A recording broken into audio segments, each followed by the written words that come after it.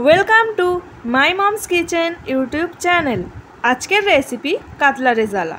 আপনারা হয়তো কাতলা মাছের অনেক রেসিপি ট্রাই করেছেন, বাট এই রেসিপিটা একবার ট্রাই করে দেখুন। আশা করছি এই সম্পূর্ণ রেসিপিটা আপনাদের ভালো লাগবে। তো চলো ভিডিওটা স্টার্ট করা যাক। মাছগুলোকে ভালো করে ধুয়ে পরিষ্কার করে নিয়েছি। এবার নুন দিয়ে ভালো করে মেখে নেব।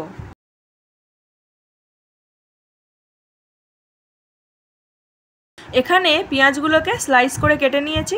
এবার জল দিয়ে সিদ্ধ করে নেব।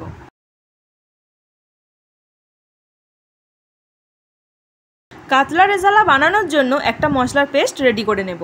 লাগবে কয়েক টুকরো আদা, 10 থেকে 12টার মতো রসুন আর 6টা কাঁচা লঙ্কা। এবার জল দিয়ে এটার পেস্ট বানিয়ে নেব।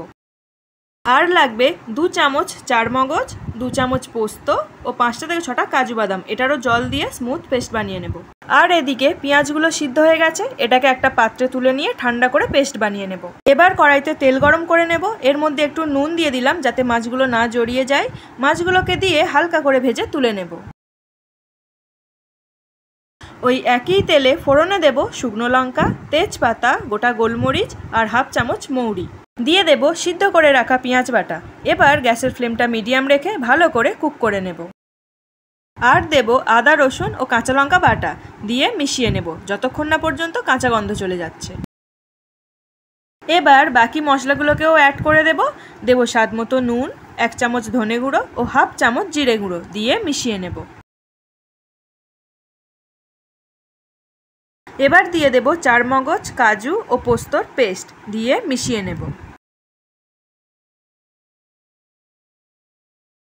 আর দেব ফেটিয়ে রাখা টক দই দিয়ে ততক্ষণ মেশাবো যতক্ষণ না পর্যন্ত তেল ছেড়ে দিচ্ছে। এবার পরিমাণ মতো জল দিয়ে ফুটতে দেব।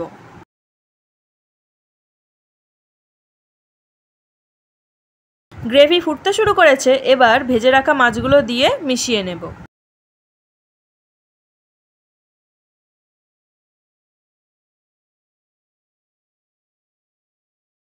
দিয়ে দেব পরিমাণ মতো চিনি।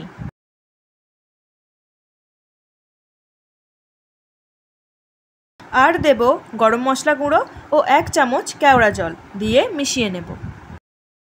আমাদের রেসিপি কিন্তু অলমোস্ট রেডি হয়ে গেছে। এবার চেরা কাঁচা লঙ্কা দিয়ে মিশিয়ে নামিয়ে নিলেই রেডি আমাদের আজকের রেসিপি কাতলা রেজালা। রেসিপিটা আপনাদের ভালো লেগে থাকলে অবশ্যই একটা লাইক, কমেন্ট অ্যান্ড সাবস্ক্রাইব করে দেবেন।